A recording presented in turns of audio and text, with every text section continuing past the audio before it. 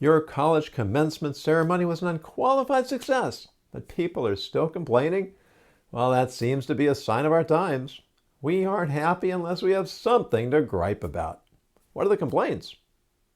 That seating was hopelessly disorganized? That thousands of graduates had to enter the arena through a narrow tunnel? And that the program began before many of the honorees were able to make it through the crowd to their seats? And none of that was true? It was true. But it wasn't your fault. Why not? Because you had the biggest turnout ever. Oh, I see. And you didn't have enough time or resources to properly plan the event. Excuse me? You've been planning the event for an entire year? I can understand how that might have been frustrating for some. Were there any other problems? The speaker system malfunctioned? So no one could hear the speakers? That kind of defeats the whole purpose of the ceremony, doesn't it? They only missed some of the nuances.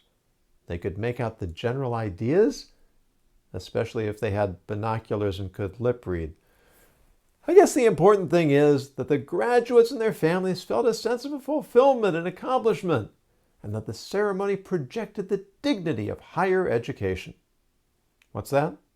It would have, if the graduates hadn't been milling around and socializing with their friends during the speeches.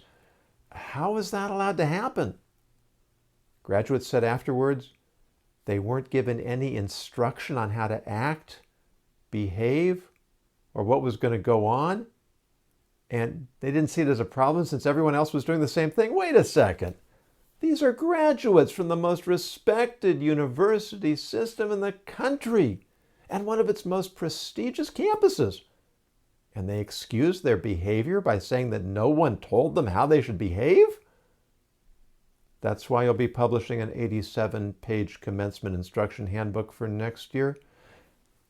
Is it possible that this is the natural outgrowth of telling students that they're entitled to do whatever they want, act according to their feelings, and reject all the conventions of civil society? No, it's not possible. Then to what do you attribute their behavior? To the journalists who published reports of how they behaved? I don't understand. Reporting bad behavior diminishes self-esteem and leads to more bad behavior. Interesting theory. So your plan is to tell everyone how successful the event was? I can't wait to hear what happens at next year's ceremony.